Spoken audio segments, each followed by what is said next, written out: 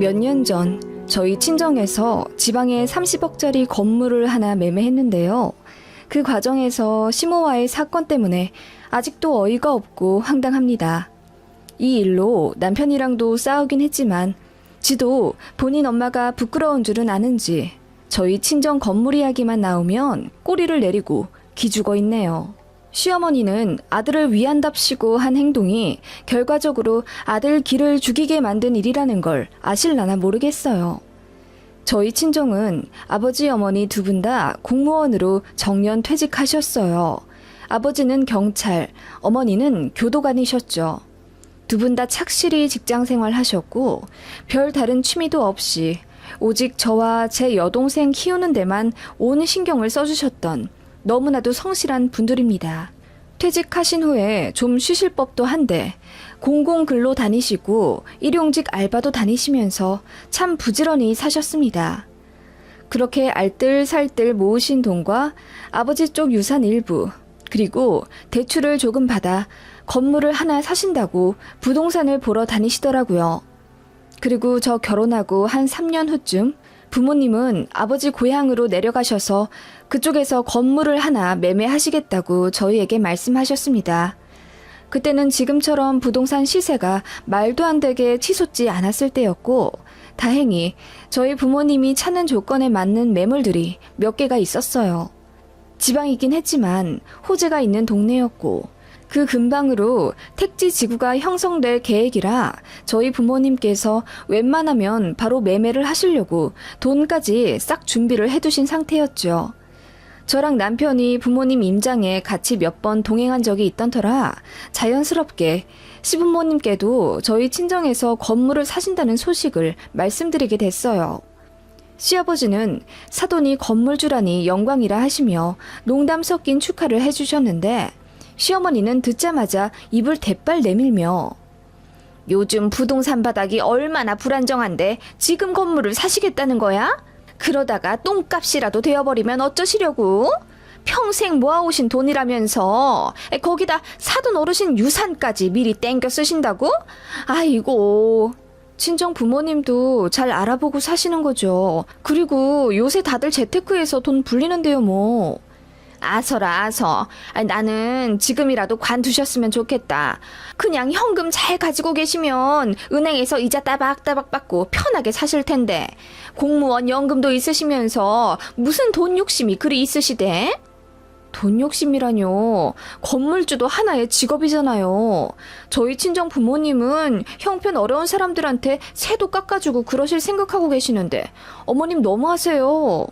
저희 친정에서 건물을 산다고 하니 대뜸 돈 욕심이 많다 어쩐다 입을 대는 시어머니에게 또 정이 떨어지더군요. 이런 적이 한두 번이 아니었습니다. 시어머니는 결혼 초부터 예물예단 문제로 꽤나 저를 속상하게 하셨던 분입니다. 당시 양가 도움 안 받고 저희 힘으로 시작한다고 허례허식 없이 딱 결혼 반지만 맞추고 다른 거 모두 생략하기로 합의를 봤는데요. 결혼 직전에 갑자기 시어머니가 말을 바꾸시더니 예단비 1,000만 원을 달라고 하시더군요. 시댁 어르신들께 면이 안 선다면서요. 저나 남편이나 있는 돈 다 털어서 신혼집이랑 가구에 몰빵했고 여윳돈 하나 없는 거 아시면서 저렇게 요구하시는 건 저희 친정에 대놓고 돈을 달라는 소리 아니겠어요? 그것 때문에 남편이랑도 싸웠고 아니 제가 일방적으로 몰아붙였네요. 그래서 파혼 직전까지 갔었는데 시어머니는 그래도 예단비 1,000만 원에 대한 고집이 상당하시더군요. 결국 저희 친정엄마가 나서서 예단비를 보내드리는 건 어렵지 않지만 대신 예물이랑 꾸민비도 정식으로 다 받아야겠다며 시어머니께 다이렉트로 연락을 하셨어요. 친정엄마도 화가 나셨던 거죠.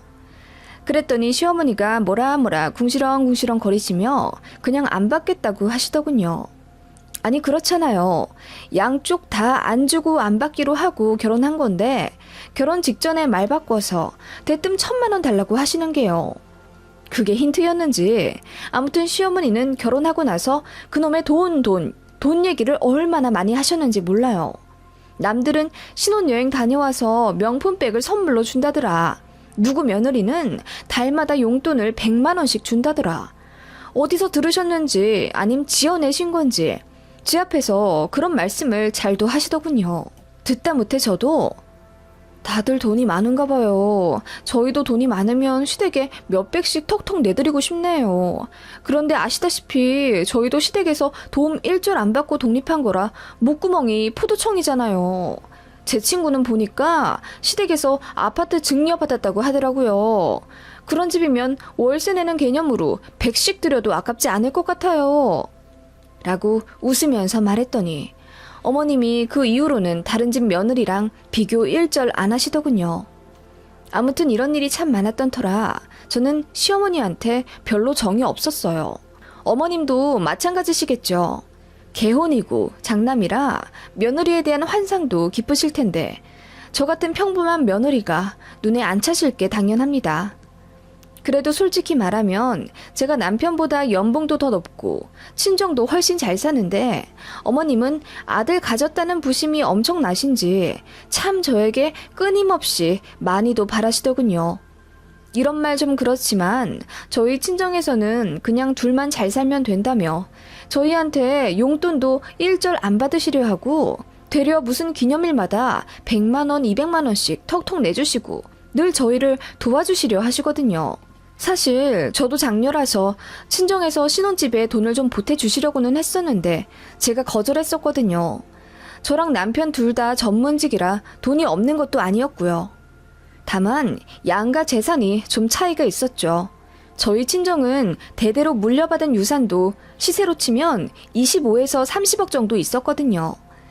그런 거 생각하면 참 비교가 많이 되긴 하지만 그래도 뭐 옛날 사고방식까진 어르신이니 어쩌겠어요. 들이박을 생각은 안 하고 애써 내내 하면서 웃고 맞춰드리려 노력했습니다. 시아버지는 그래도 좀 열린 사고방식을 가지셨고 저한테도 참 잘해주셨기에 다른 감정이 없었거든요. 아무튼 그런 시어머니셨고 이번에도 역시나 저희 친정에서 건물을 산다는 것에 좋은 소리 안 하시더군요. 그러시면서도 엄청난 관심을 가지시더라고요. 저한테 매일 전화를 거셔서는 친정에서 건물 매매하는 것에 대한 진행 상황을 속속들이 알고 싶어 하셨습니다. 세아가 지금 사돈께서 4층을 사신다고 했나? 네, 4층 정도가 딱 예산에 맞아요. 5층짜리도 얼추 가격이 맞는 게 있는데 그건 너무 골목 안쪽에 있어서 장기적으로 보면 오히려 손해일 것 같아서요. 그 동네 주소 좀 내게 보내주겠니? 네? 주소는 왜 물으세요? 아니, 사돈께서 건물을 사신다는데 나도 좀 궁금하잖니. 나 아는 사람이 경기도에서 30년 동안 부동산 하던 사람인데 그 사람한테도 좀 물어보려고. 그런 거라면 저희 친정 주변에도 부동산 중개업자들 많아요. 저희 친정아빠도 공부 많이 하셨고요. 어머님까지 신경 안 써주셔도 괜찮으세요. 머리 아프시잖아요. 제가 애써 둘러 말씀드려도 어머님은 곧 죽어도 동네 주소를 알려달라 하시더군요. 그래서 대충 말씀을 드렸는데 며칠 뒤에 친정 엄마에게서 전화가 왔습니다. 선이야, 너 혹시 너희 시어머니께 부동산 사장님 번호 알려드렸니? 어?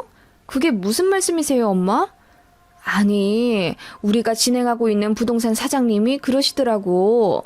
경기도에서 전화가 왔는데 선이 시부모님이라면서 우리 사돈 좀 잘 좀 부탁한다고 연락이 왔다대. 아니, 그건 좀 너무 오지랖 아니니? 뭐라고? 아니, 무슨 그런 전화를... 내가 나쁘끄러워서 어쩔 줄 모르겠더라. 좌우지간 무슨 사돈에서 건물 사는 것까지 참견하고 그러신다니? 나는 이런 경우는 듣도 보도 못했어. 네가 시어머니한테 잘 말씀드려서 다신 이런 일 없게 해라. 너무 당황스럽더라고요. 그래서 시어머니한테 전화를 드렸더니 그럴 수도 있는 거 아니냐며 대수롭지 않은 반응을 보이시더군요. 아니, 며느리네가 건물을 사는데 사돈된 사람으로서 부동산에 잘 좀 부탁드립사 인사 좀 할 수도 있지. 그게 뭐가 어때서 그러니? 관심 없는 것보다야 낫지 않겠니? 어머님, 그건 아니죠. 제가 친정 부모님이라도 부담스러우시겠네요. 부동산 거래까지 왜 신경을 쓰시는지 모르겠어요. 신경을 어떻게 안 쓰니? 우리 아들네 장인 장모일인데? 아무튼 안 사돈 말씀은 알겠다. 그래, 이제 부동산은 전화하지 않을 테니 그리 말씀드려라. 그렇게 기분 언짢으신 티를 확 내며 전화를 끊으시더군요. 정말 제가 다 황당했습니다. 남편에게 말하니 남편도 당황스러워하면서 시댁에 본인이 잘 얘기하겠다면서 사과하더라고요. 그냥 그렇게 어머님 잠깐의 오지랖으로 끝날 줄 알았습니다. 그런데 시어머니가 주말에 저에게 따로 전화를 거셔서는 이번 주에 저희 친정 부모님 좀 뵙고 싶다고 하시더라고요. 그래서 왜 그러시냐 했더니 건물 매매 전에 본인이 꼭 들어야 할 말이 있대요. 황당해서 저한테 대신 말하시라 했더니 아니, 사돈댁에서 땅을 얼마나 받으셨는지 모르겠는데 대출 받으실 거면 그냥 이번에 땅을 전부 다 팔고 빚을 내지 않으시는 게 낫잖아.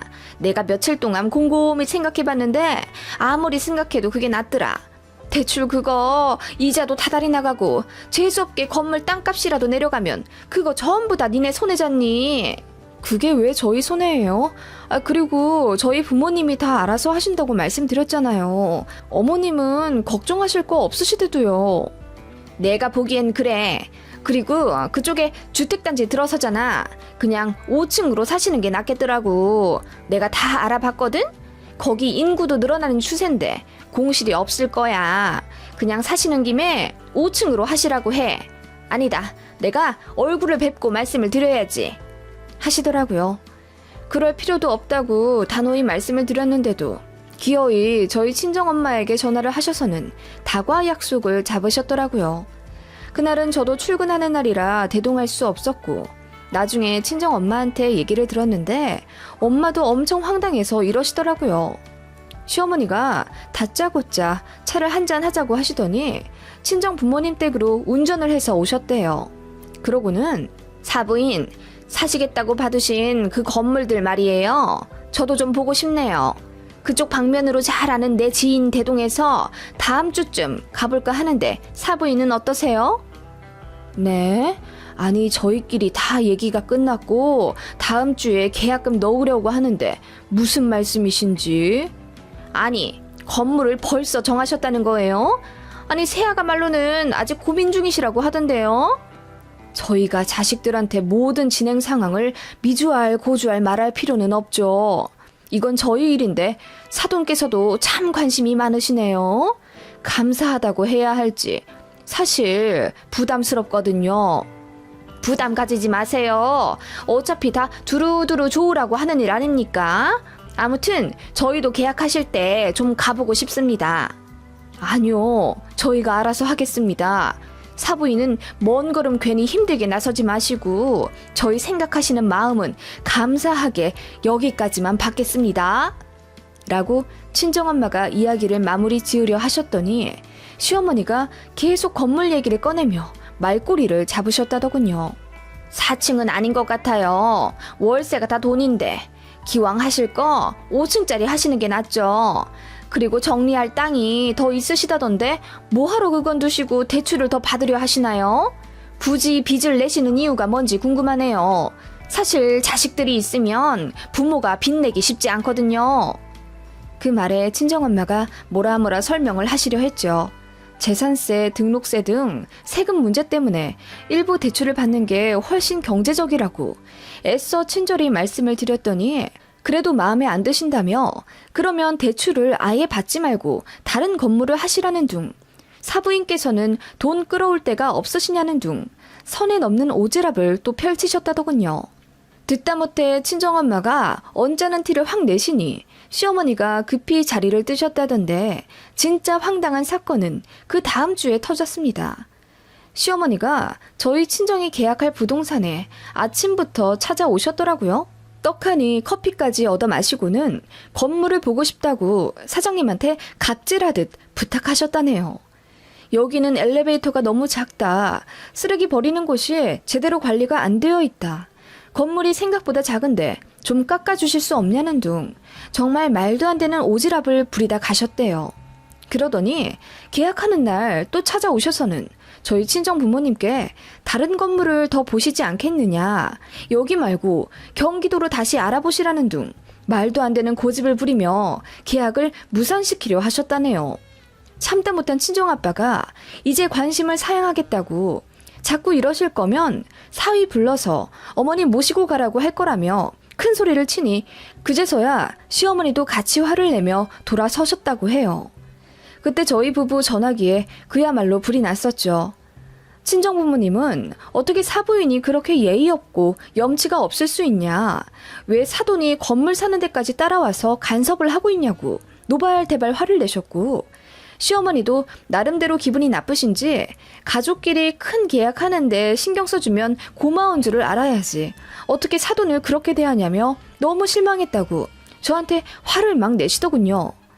그러고는 시댁에 당장 건너오라고 저더러 큰 소리를 내시길래 저도 아예 들이박아 버리려고 시댁으로 갔습니다. 갔더니 시어머니가 얼굴이 울그락불그락 되셔서는 아니, 너희 친정부모님은 어떻게 그렇게 매몰차시다니? 아니, 다른 사람도 아니고 우리 며느리 부모님이 사는 건물인데 내가 아들 가진 입장에서 어찌 간섭을 안 할 수 있다니? 은행에 3억이나 대출을 내신다는데 내가 그거 듣고 어떻게 가만히 있니? 그거 다 우리 아들 빚이 될 텐데 라고 하시더군요. 결국 어머님은 아들 걱정에 그러셨던 겁니다. 워낙에 보수적이라 할부도 안 하고 사셨던 분이라 이해는 가더군요. 3억이라는 대출이 어마어마하게 느껴지셨겠죠. 그래서 제가 말씀드렸죠. 건물 매매가가 30억인데 대출 3억은 약과다. 다른 사람들은 70% 이상 대출받고 들어간다. 그래도 오른 집값만큼 이익 보고 나온다.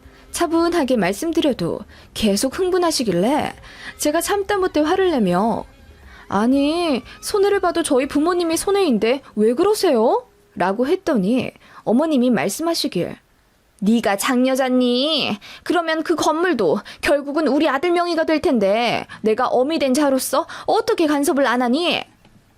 라고 하시더군요. 그 말에 뒤통수를 맞은 듯 얼얼하더군요.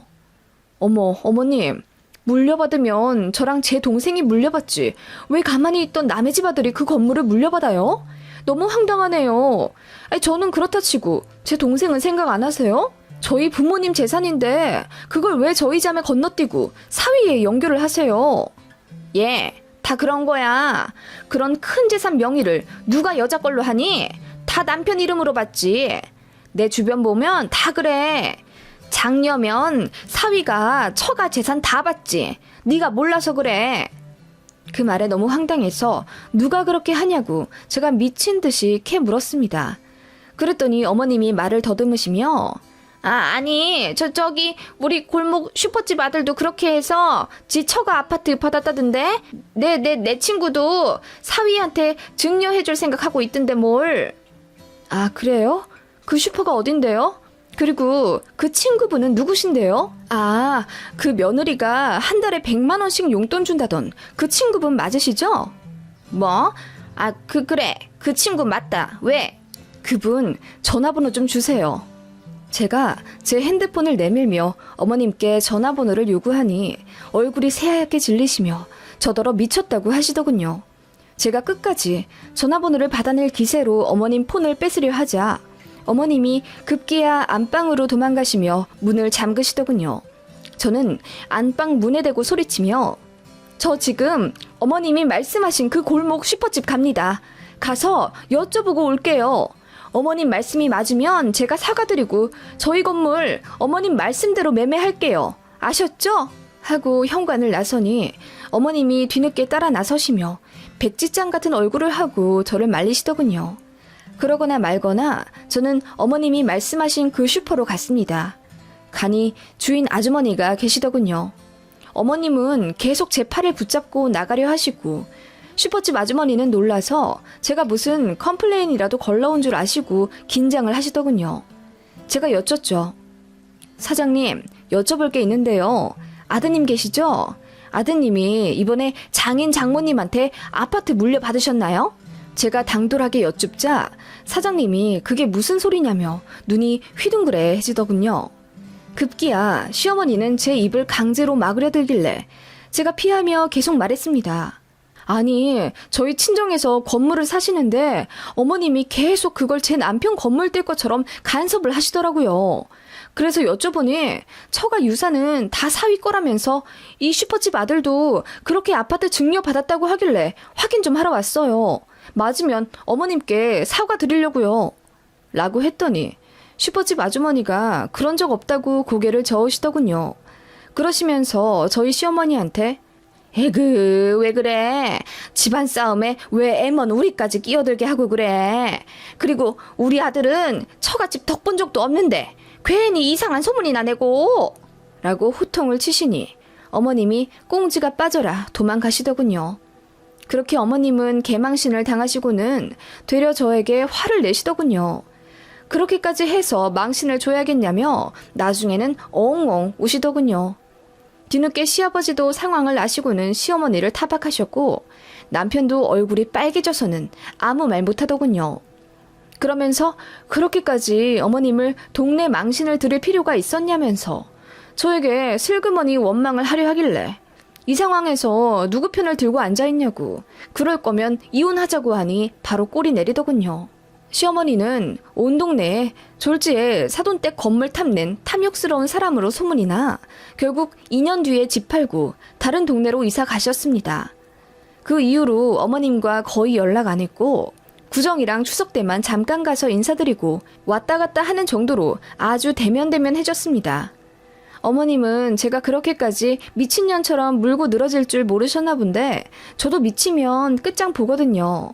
어머님이 선만 넘지 않았더라도 그 정도로 하진 않았을 텐데 저는 솔직히 그날 그렇게 슈퍼 가서 난리친 거 후회하지 않습니다.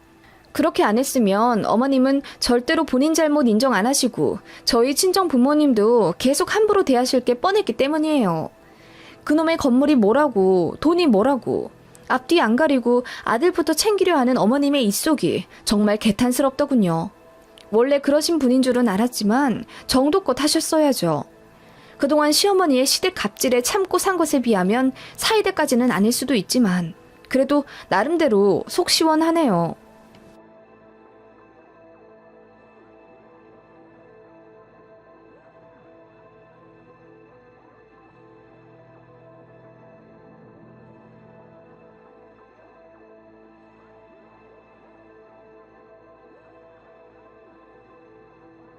안녕하세요. 저는 이혼한 지 10년 정도 된 싱글 워킹맘입니다. 현재 학원에서 고등학생 대상으로 수학을 가르치며 강사 일을 하고 있고 이혼한 후에 심적으로도 안정되고 행복도가 올라가서인지 일이 잘 풀려 현재 연봉 8천만 원 정도까지 오른 상태입니다. 강산도 변할 10년이란 시간 동안 저와 아이 모두 마음이 많이 단단해져 지금은 저와 오붓하게 함께하는 지금이 너무나도 소중하다고 하네요. 아이 5살 때 이혼했는데 지금은 어엿한 중학생이에요. 아이가 아빠에 대한 기억은 거의 없습니다. 그럴 만도 한 게 아이 어릴 때 전 남편이 집에 거의 붙어있지 않았거든요. 이유는 바람이었습니다. 저는 너무나도 바보같이 아이 낳고 꽤 오랜 시간이 지난 후에 남편의 바람을 알게 되었어요. 출산 과정에서 지혈이 잘 되지 않는 사고가 있었던 터라 회복도 느렸고 그 부작용으로 몸도 마음도 지쳐 있었지만 남편은 회사 일이 바쁘다는 핑계로 매일같이 야근을 하며 육아를 거의 돕지 않았습니다. 대기업에 다니는 남편이었고 일이 힘들다는 건 알았지만 아이 낳고 나니 무슨 일인지 더 바빠진 남편에게 저도 불만이 쌓여가고 있었죠. 우리 애 태어난 지 곧 있으면 100일인데 여태 아이 분유 한 번 먹여본 적 없고 기저귀 한 번 안 갈아줬다는 게 말이 돼? 조리원에서도 남들 다 남편 와서 마사지 해주고 식판 버려주고 그럴 때 다 나 혼자 했어. 그래도 프로젝트가 바쁘다니까 이해해줬지. 근데 이건 너무하잖아. 어떻게 일주일에 반 이상을 회사에서 자고 나머지 반은 12시에 들어와? 여보, 내가 너무 유능해서 그래. 팀장님이 나 없으면 팀 못 돌아간다고 그렇게 간곡하게 붙잡는 걸 내가 어떻게 뿌리쳐. 내가 잘해야 우리 식구 먹여 살리지. 자기도 일 관둬서 나 혼자 벌어야 하는데 이 정도도 이해 못해주면 어떡해. 아니, 내가 관두고 싶어서 관둔 것도 아닌데 그렇게 말하면. 아무튼 나도 너무 바빠서 그래. 내가 밖에서 놀다 들어오는 것도 아니잖아. 그러면서 외벌이의 고충을 저에게 떠넘기곤 했습니다. 안 그래도 결혼하면서 전 직장도 관뒀어요.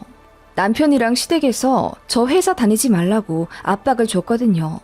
특히 시어머니가 나는 우리 아들 일하고 집에 들어오자마자 구수한 밥 냄새로 퇴근을 환영받았으면 한다. 밖에서 힘들게 일하고 들어온 남편인데 그 몇 푼 벌자고 너도 나가서 일하고 또 맞벌이라는 이유로 집안일도 나눠서 하고 그러는 건 좀 아니지 않니?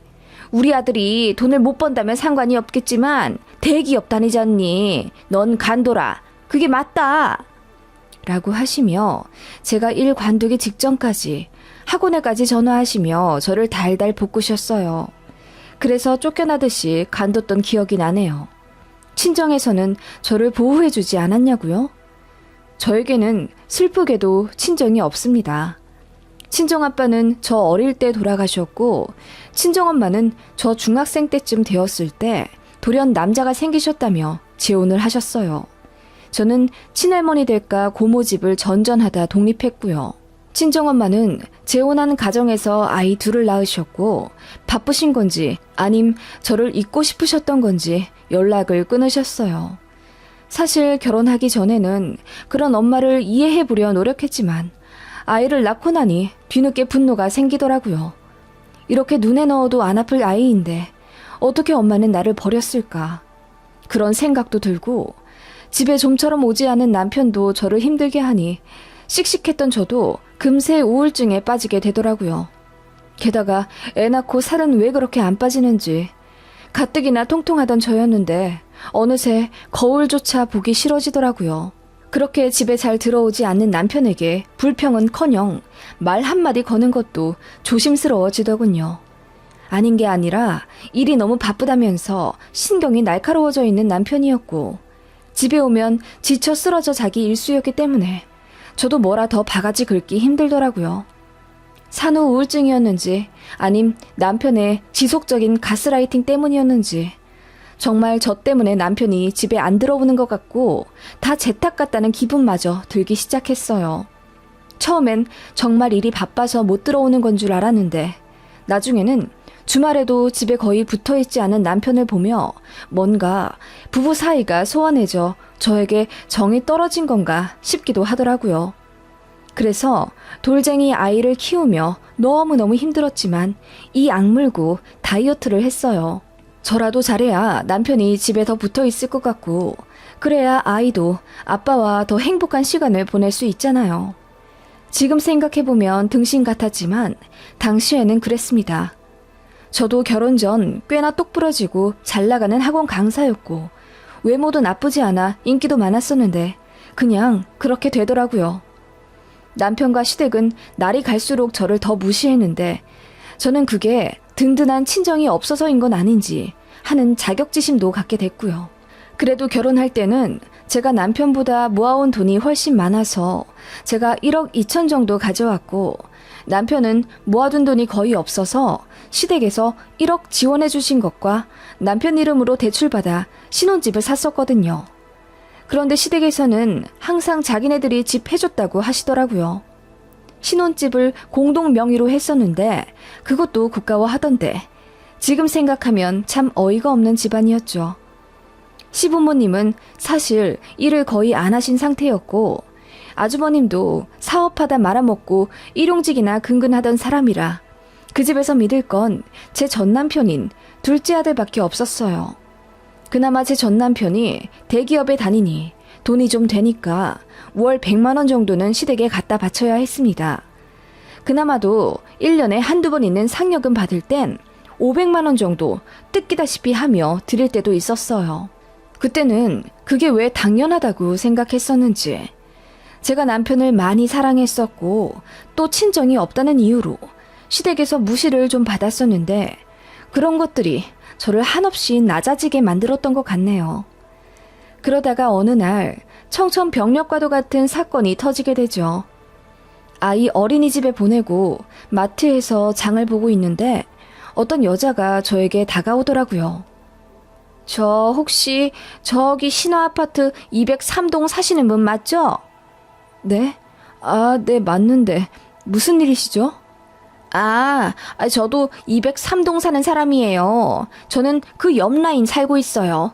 사실 제가 말씀을 드려야 되나 말아야 되나 고민을 많이 했어요. 그런데 이렇게 마주치게 되니 말씀을 안 드릴 수가. 무슨 일로 그러세요? 뭐 혹시 저희 아이 때문에 그러시나요? 아니요, 그게 아니라 제가 사실 몇 달 전부터 남편분을 지하 주차장에서 몇 번 뵀었거든요.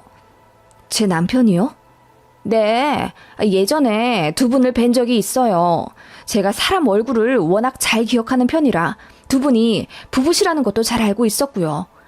그런데, 네, 말씀하세요. 너무 놀라진 말고 들어주세요. 아기 엄마도 알아야 할 것 같아서 말씀드리는 거니까요. 그 옆 라인에 살고 있다는 여자분께서 이윽고 입을 여섰고 저는 경악할 수밖에 없었습니다. 제 남편이 바람을 피우고 있다더군요.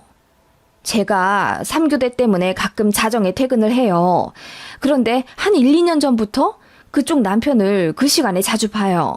차에 시동을 켜고 앉아있길래 누가 지하 주차장에서 공회전을 하나 싶어서 처음엔 뭐라고 하려고 했거든요. 그런데 항상 통화를 하고 있더라고요. 그러다가 어느 날엔 어떤 여자가 옆자리에 앉아있더라고요. 여자요? 여자라니. 처음엔 나도 아기 엄마일 거라고 생각했죠. 그런데 자세히 보니 모르는 여자더라고요. 둘이 많이 친해 보였어요. 이런 말 하기 죄송하지만 스킨십도 있었고. 스킨십이요? 제가 입을 다물지 못한 채 어안이 벙벙해 있자 그 여자분은 이럴 줄 알았다면서 사과부터 하시더군요. 그러면서 알 건 알아야 되지 않겠냐며 저에게 자세히 말씀해 주셨어요. 목격한 날짜와 시간을 다 스마트폰에 적어 두셨더라고요. 그리고 둘이 입을 맞추고 서로 껴안고 그러는 거 다 봤다면서 원하면 블랙박스 제공까지 해주겠다고 하시더군요. 혹시 몰라서 증거로 다 저장해 놨었다고. 저 마주치게 되면 꼭 말해줘야지 싶었는데 그 여자분 가족들이 극구 말렸대요. 남의 집 가정사에 끼어들면 골치만 아프다고. 그치만 그 여성분도 아내인 입장이었고 아무것도 모를 제 생각을 하면 잠도 안 올 지경이었다네요. 그러다 저를 딱 마주친 김에 다 말해주는 거라고. 일단 그분의 전화번호를 받아서 집에 왔습니다. 머리가 하얘져서 아무 생각도 안 나더라고요. 가슴은 쿵 내려앉아 팔다리도 축 늘어진 느낌에 제 몸이 제 몸 같지가 않았습니다. 이제 어떻게 해야 하나. 하늘이 무너진 듯한 느낌에 뒤늦게 눈물이 비오듯 쏟아지더라고요.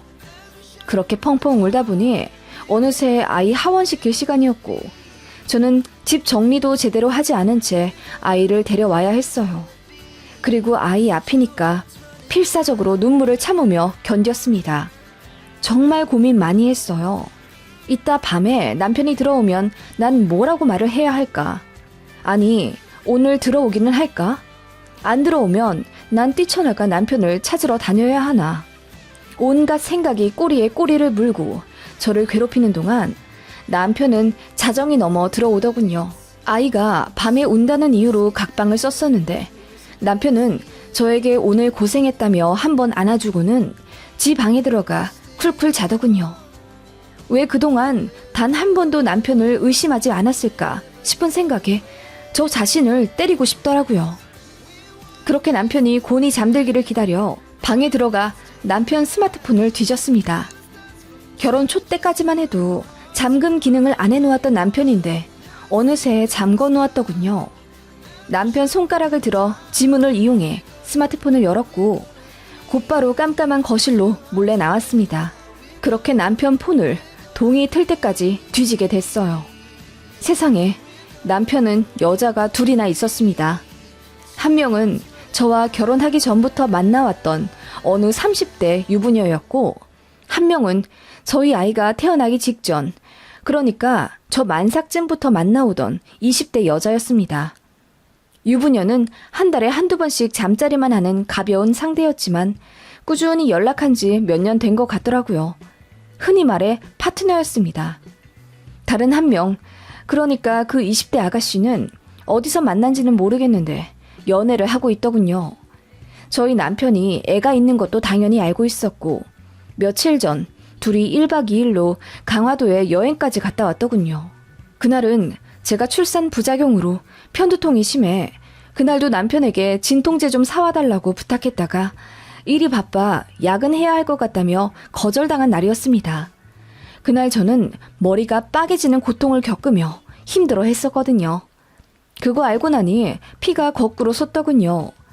남편과 그 여자와의 대화를 쭉 읽어보니 저는 겉절이보다도 못한 존재로 취급을 하더군요. 와이프가 바가지 긁어서 집에 들어가기 싫다.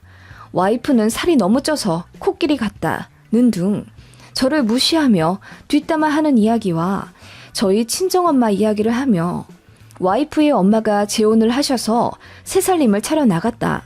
와이프는 가족에 대한 그리움 때문에 본인과 쉽게 이혼을 하려 하지 않을 거다. 바람 들켜도 상관없다.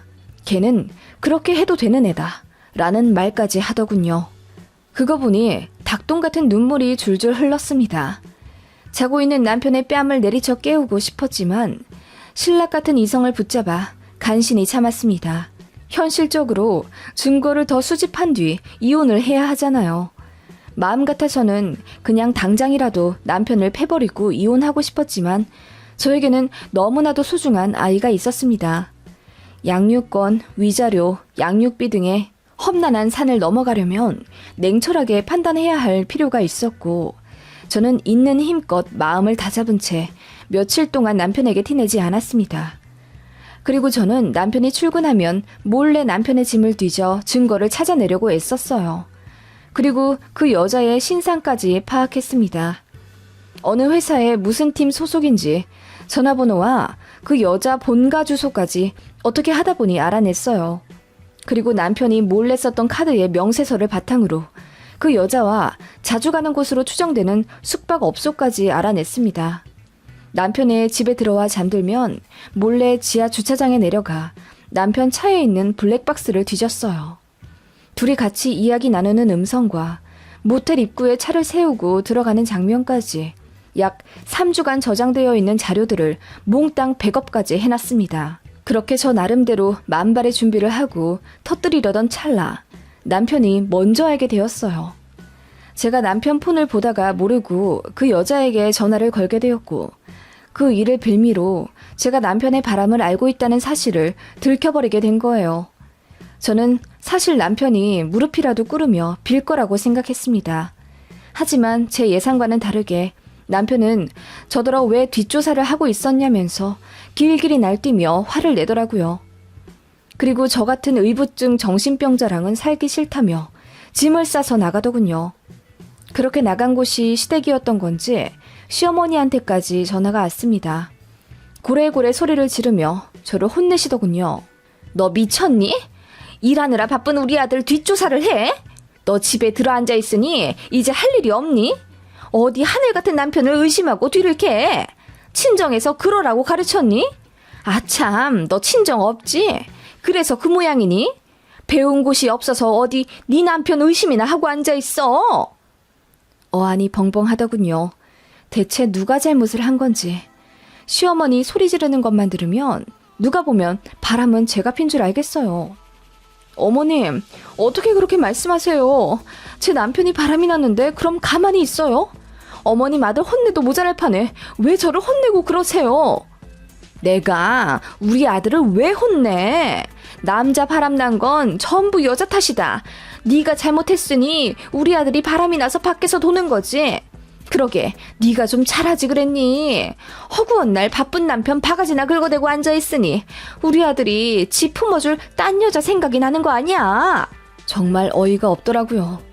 바람난 아들을 감싸는 것도 모자라 제 친정까지 욕하는 시어머니에게 너무나도 화가 나서 미칠 지경이었습니다. 우리 아이 생각해서 어떻게든 참아보려 했는데 이 미친 집안과 하루라도 빨리 헤어져야겠다는 생각이 들더군요.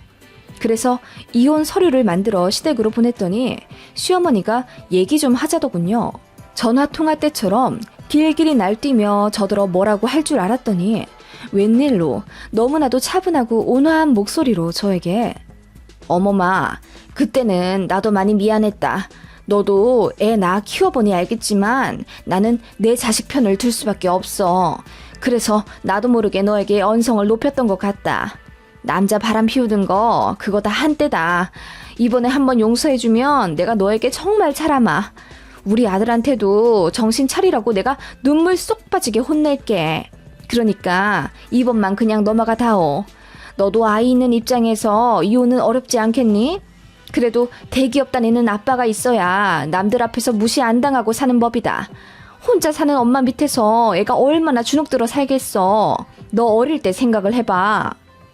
그렇게 친정 이야기까지 언급하며 저를 가스라이팅 하려고 하시더군요. 그리고 이혼하면 한 푼도 줄 수 없다는 말과 함께 무엇이 더 저와 아이를 위한 길인지 잘 생각해보라고 하시며 떠나셨습니다. 너무 어이가 없더군요. 그리고 그날 남편은 집으로 일찍 들어왔습니다. 웬일로 저녁 일찍 들어왔더군요. 잘못했다고 고개를 숙여도 모자랄 판에 더 고개를 빳빳이 들고 저더러 저녁 차리라고 큰 소리를 치길래 제가 뭘 잘했다고 밥 달라 타령이냐 하니 우리 엄마가 그러는데 이번 일 나한테 절대 불리할 거 없다더라. 어차피 결정적인 증거도 없잖아. 그리고 이혼하면 불쌍한 우리 애는 너만 참으면 될 일 가지고 우리 애까지 불행하게 만들지 마. 너도 평탄하지 않은 가정에서 자라면서 느낀 바가 많을 거 아냐. 라며 제 상처를 후벼 파더군요. 네, 남편은 그런 사람이었습니다. 제가 아이를 끔찍이도 생각하는 거 잘 알고 그걸 이용하는 사람이었죠. 그리고 본인 자존심을 지키기 위해 저를 짓밟는 그런 인간이었습니다. 사실 남편 말이 맞긴 맞았거든요. 한부모 가정에서 불행하게 자란 저였기에 아이에게 되물림 해주고 싶지 않았습니다.